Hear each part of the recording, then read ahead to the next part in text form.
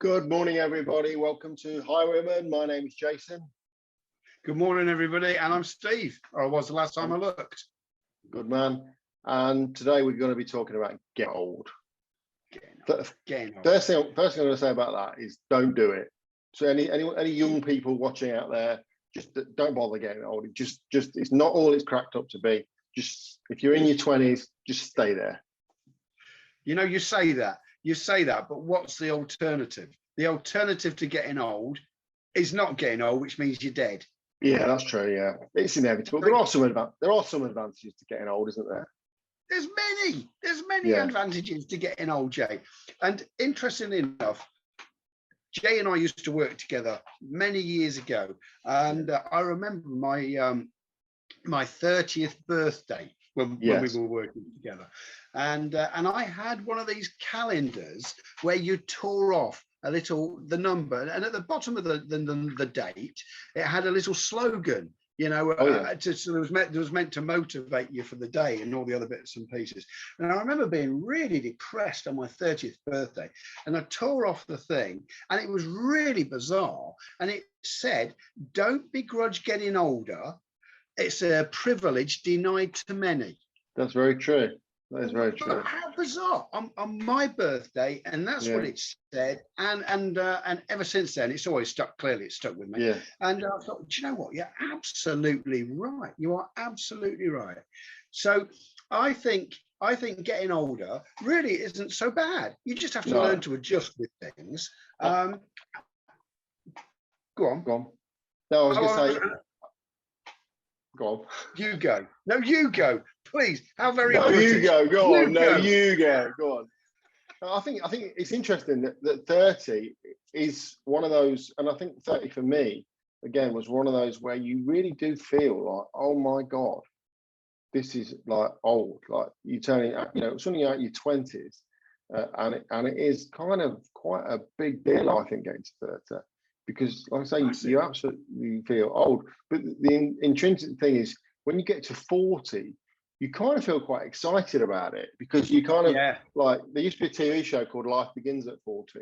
And I remember saying that to myself a lot of the time. And you get to 40 and you kind of like, oh yeah, I'm proper old now, I'm 40. And it's a bit of a joke almost, because you go out of that. But the fact of the matter is when you get to 40, there's a massive change that happens, because as soon as you get to 45, you suddenly realise how close 50 is, and it's closer than 40 was. And 50 does sound quite a lot older. And then when you get to 50, you're sort of thinking, well, the next big birthday is going to be 60, and that's like really, really old. I mean, I've got friends there who are turning 60. And God help you when you get to sort of 70 and 80. If you get that far, not everybody gets that, the likelihood of us getting a big birthday is getting less and less and less. I mean, I'll just say I'm 53, and I think you're 58. Oh, well, yeah. I'm 59 in September, so I'm 60 next year. Yeah, I mean, it is shocking. But the thing is that I always think now, going back to how I felt about being 30, is that someone who now is 70 is going to look at me at 53 and say, you don't realise how young you are. Yeah. Absolutely. And again, when you're 80, you're going to think 70 is very young. But I think for getting old for me, I mean, obviously there's a lot more aches and pains going on, and that's kind of like, I mean, I have backache every morning. I had a slip disc a few years ago, and so some mornings I really struggle to walk. Not every morning, not that often, but sometimes it takes me about, after I go out walking every morning, it takes me about a kilometre to be able to walk normally, so most days actually, but just kind of, and then I've got elbow pains, and I've got shoulder pains and knee pains and all this kind of stuff. Now you do sound like an old person. But stop it. Yeah, but it's true. Are you not the same? You not got all that? I've gone through it. I think I've gone through that. So, and I'm going to recap a little bit about why 30 is such a massive deal. Yeah. Because at that age, you still give a damn about what other people think. You think it's really important how you're perceived and what people think of you. That's a massive deal. When you hit 40, you actually don't give a shit anymore. So you get to the point where you realise, do you know what? I am me. You either take it or you leave it. If you like it, brilliant. If you don't, well, so it is. You don't actually care so very much. So you start to loosen up a bit more in your 40s, and you're then able to enjoy your life.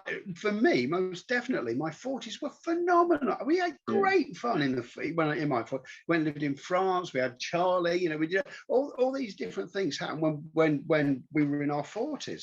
It was absolutely brilliant. And then you do start to. So as I say, I'm 58 now. I'm 59 in September. And I still do all the building work myself. I still do all that, you know, it just takes me a little bit longer. Not just physically, I've got to be honest, not just physically. I do find that I have to think twice about stuff before I do it. And that bugs me. That absolutely does bother me, that I have to, whereas before I'd, okay, make a decision, that's it, boom, boom, boom, away we roll with it. Now I find myself having to double check on things, and that's what takes more time. Yeah. Well, I think when I got to 40, like I was still thinking about wondering what people think. And to be honest, for me, it was like, I wanted to be in the best shape of my life when I was 40, because it felt old, but I felt like I could still do it. And I did it. I was really working out well. I was in the gym, and I've got a great photo of when I was turned 40, and I felt really, really good. And I said I was going to do the same when I got to 50, but I didn't. And I think that you're spot on.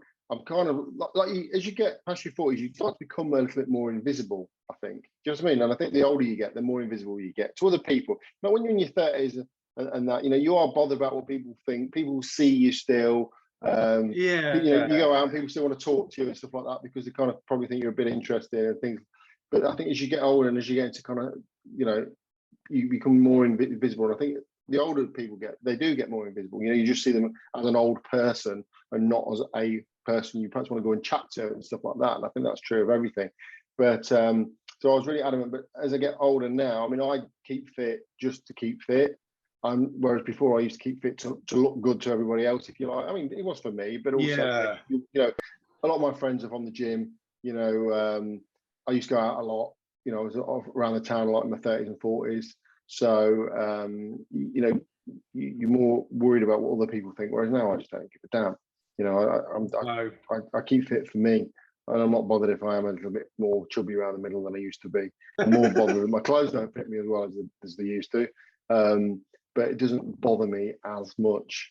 I think you become a little bit more immune to bullshit as well. Like before, there's a lot of things that you just let go, whereas now you kind of like you stand up for things a bit more. I think you become a lot more intolerable of idiots.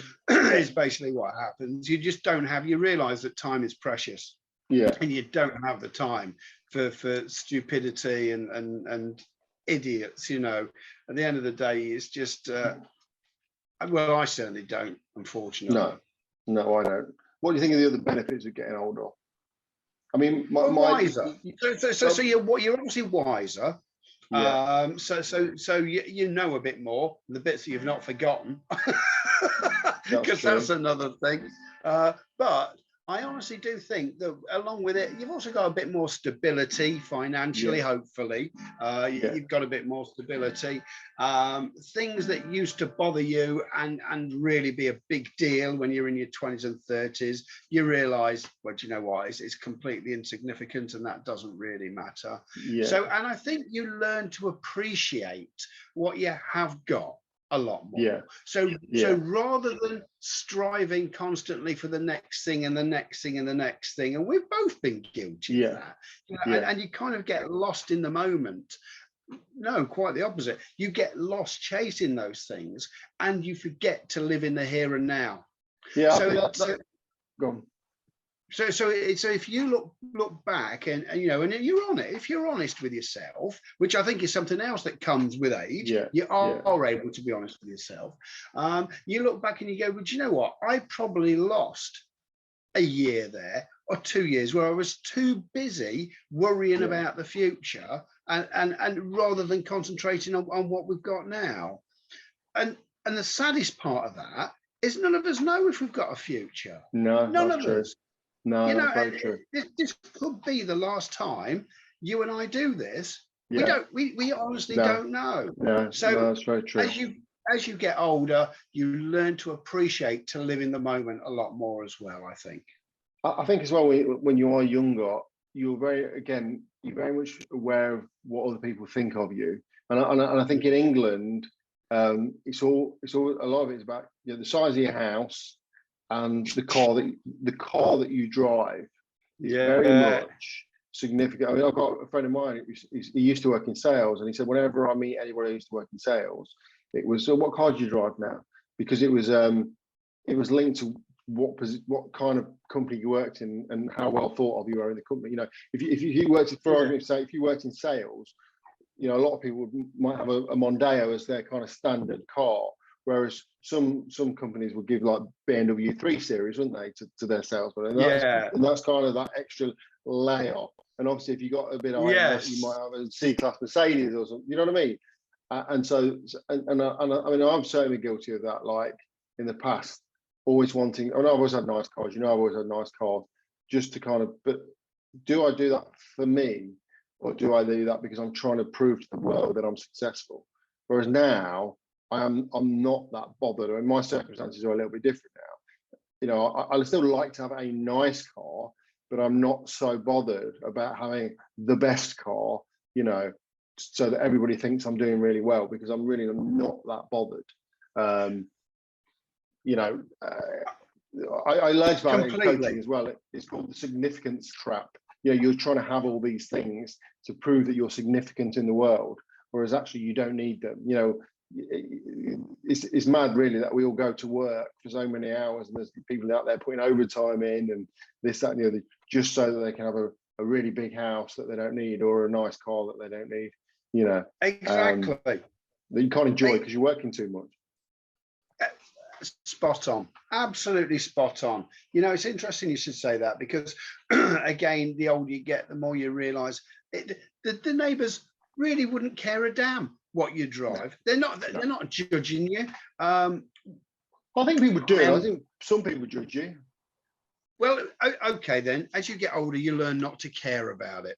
Yeah, so I'll give you an example. So bearing in mind the economic climate that we live in, I mean, don't get me wrong, Jay, I'm not skint, you know, by any stretch of the imagination, but nevertheless, everything is it's a different world today. So I tell you what, I've been looking at buying a Volkswagen Beetle, and I mean an old Volkswagen Beetle from the 1970s. They're worth a lot of money now, aren't they? Well, I tell you why. So first of all, well, however much they are, they're not huge bucks, but yes, they're worth a few quid. There's no MOTs on them, so you don't have to pay for an MOT. There's no road tax because they're historic. The insurance, are you ready for this? Fully comp insurance for me on it was 72 quid. That's fully comp. And when you do come to get rid of it, you're either going to get your money back, or you might even make a few quid, depending on how much. You make money on it. It's the cheapest form of motor. Well, do you know what? As we know from a previous one, I drive a fully electric car at the moment, and price of electric's gone up, and all the other bits and pieces, and I just can't justify that anymore. I genuinely can't. So that's the way I'm going. So I'm going to jump in a classic, and I've done it before. I bought a car. I've had a couple of classics before. And in fact, interestingly enough, I bought one that had been on a couple of, been in a film called The Damned United. I don't know about football, but it was in Heartbeat a couple of times. There's this little old okay. Little old the actual car, Riley. the actual car, the car, the actual car, little Riley, and I drove that for about a year. And I loved it. And it never broke down. Never once did this thing break down. And I used it every day, rain, shine, sunny, snowy. So that's exactly what I'm doing again. And I'm doing it for the reasons because it couldn't be any better for the planet. It was built hundreds of years ago. So whatever carbon footprint it's left behind is long gone. It's economical, it's cheap. And you know what? It's a bit of fun. And I genuinely don't care what anybody thinks. No, that's fair enough, mate. That's fair enough. Isn't that a bit counterproductive, though, having no MOT on a car that's older? Shouldn't it be more important to have an MOT to make sure it's roadworthy? The theory behind it is people that own these cars cherish and love them. So Right. they're so and rather They're than just for. yeah, they're cared for rather than just being a Right. thing that gets you from A to B. It's Got something that you know cherish and take care of. So you're not going to want it to be in a state of disrepair. There's Yeah. always, obviously, people that just take the Piss. piss. Yeah, you can't say that. It's YouTube. It's not Yeah. the BBC. Phew, 9 o'clock thank in the goodness for morning. that. But beyond the watershed. Yeah. So that's what I'm doing, and it all comes down to I have learnt then as I've gotten older, genuinely not to care. It's what I care and what I think about what my family, what's good for my family, Sure. not what the neighbours look and Speak. perceive of me. Yeah. I don't care. Do you know as you get older, your ears keep growing and your nose keeps growing? Yes, I did know that. I did know that. That's a And little for bit some shocking. reason, my hair grows at a much faster rate, certainly out of places where there really shouldn't be hair. Oh, There- really? there- Yeah. there is- What's going on with that? Why does it suddenly start sprouting out your ears and your nose? What is that all about? And here's the other thing. So you look in the mirror one day and you think, yeah, okay, I look pretty good. I'm all right. You have a look. You look in the next day. There is a hair approximately the length of the M1 motorway poking out of your ear. That it wasn't from there nowhere. yesterday. How? Growing inside your head, and apparently people keep telling me that your balls get lower as well. You can tuck them in your socks by the time you get to 70. Apparently. Oh, I've not found that yet. Maybe that's another 10 years on. It suddenly start to drop as they get less and less used. That's probably what unless you keep using. Going back to the free porn video from a couple last weekend. As long as they're getting used plenty, then they probably stay intact where they're supposed to be. But at some point you'll be popping them in your socks apparently to keep them warm. What is that? One in each sock? Oh, You know, like one of those gangsters. You know, those stupid MC Hammer trousers. That's what you need, yeah, so they can swing freely as you're walking along. Or just get a kilt. Yes, I've got one of That's those. always a good crack. Yes, I've got one of those. Plus, we should have a kilt day. We'll have a kilt day one day where we both wear our kilts. Okay, that sounds good. Yeah, we'll do that. Good plan, mate. Good plan. So, anything else to add to getting old? Yeah, embrace it, everybody. Yeah. Don't feel that you need to impress other people with it. Don't feel you've got to go and do whatever makes you happy at the end of the day, obviously. But don't be frightened of getting old. Embrace it. It's got a lot of benefits to it. And as we first said, it beats the alternative. I think you should, just before we go now, I think you should repeat the slogan that you said on your calendar on your 30th birthday, just for those that didn't catch it. Yeah, don't feel bad about getting older. It's a privilege denied to many, which basically means they've died before their time. Fantastic, mate. And on that somber note, we shall leave this video. Say goodbye to everybody, and we will see you all next time. Au revoir à tous. Goodbye.